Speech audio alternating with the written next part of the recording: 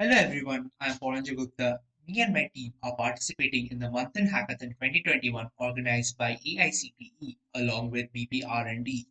We are a team from the Institute of Engineering and Management, Kolkata, currently majoring in information technology. We are providing a solution so as to uniquely identify fingerprints and check their authenticity whether they are human or artificially made. A high-scale overview of the project has been provided in the PowerPoint submitted in the website. The purpose of this video is to provide a clearer and more in-depth explanation of the workflow of the solution created. As you can see in the overall architecture, we first take a fingerprint scan from the user. This scan is then fed into the Python program which extracts features from the print. If the entry mode is activated, then this print is saved in the database against the user. If the check mode is activated, then the features are checked whether it already exists in the database or not. If it does not exist in the database, then we deny entry. If it exists in the database, the print is then further checked whether it is belonging to a human or whether it is artificially made. If it belongs to a human, then we provide entry, and if it doesn't belong to a human, then we obviously deny entry. So let's dive deeper into each of the modules. In the fingerprint scanner consists of a finger clip where we can put our finger inside. The finger clip has these four modules: an Arduino to generate the pulse, an LED and an IR sensor to emit the light, a photodiode to capture the emitted light, and an optical scanner to scan the fingerprint. These inputs are then fed into the Python program. The Python program first takes the optically scanned fingerprint as an input from the user. It then applies various pre-processing techniques on the input. Namely, it normalizes the image, it figures out the ridge orientation using a neural network, it estimates the ridge frequency in the image, filters and performs binarization on the image, and then passes the binarized image through a segmentation mask.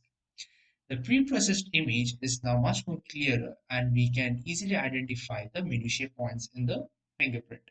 A minutiae point is basically a uniquely identifiable point in our fingerprint which belongs to a particular user, and hence we can recognize whether that print belongs to the user or not. For minutiae extraction, we apply thinning on the binarized image. We pass the thinned image through a predefined minutiae mask, and then we remove false minutiae along the edges. The resultant minutiae points are then stored in the database. To get a more clearer view of the minutiae extraction, the workflow is shown here. We first take the input image, we calculate the orientation field, that is the ridge orientation and the ridge frequency. We then find the extracted ridges, that is, we binarize the image and pass it through a segmentation mask. The binarized image is then thinned and we get a resultant image, which is much more easier to provide pixel convolution on it. The minutiae points are then extracted from the pixel convoluted image. Okay. Now, suppose the fingerprint passes this test and it already exists in the database. Now we move on to the module which checks whether the finger belongs to a human or not. For this, we are checking the presence of a pulse inside the finger provided. To do so, we pass a red light and an iron light present inside the finger clip through the finger. The absorbed light is basically captured through a phototransistor.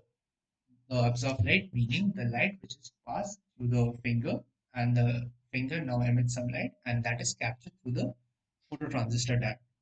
The intensity of the absorbed light is now plotted on a graph and the pulsating AC signal is separated from it. The frequency of this AC signal is then used to calculate the heartbeat.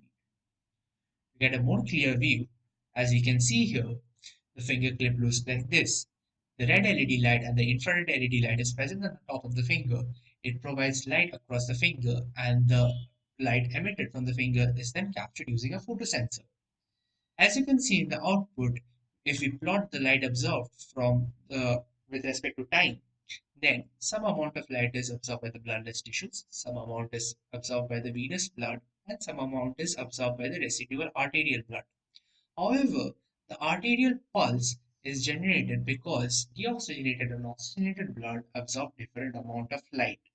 For example, oxygenated blood absorbs less red light with respect to deoxygenated blood. Hence, an AC signal is generated if we plot the light absorbed. This AC signal is then separated from the graph, and the frequency of this AC signal is then used to calculate the heartbeat. Now, suppose in such a case is present where a person wears a silicone cap on the finger such that the beat is also present and it is an artificially made fingerprint. In that case, not only the bloodless tissues, venous bloods, and the residual arterial blood will absorb light, but also the silicon layer on the finger will also absorb light. We can use that light absorbed as an indicator to find out whether there is any presence of impurity on the finger. And hence, if the finger is deemed to be of a human and if it is deemed to be pure, then we provide entry, and if it is not, then we deny entry. This is an in-depth analysis of the overall architecture of the solution we are providing. I hope that this has cleared all the doubts and this has made the solution provided to you much more clearer and much more efficient. Thank you.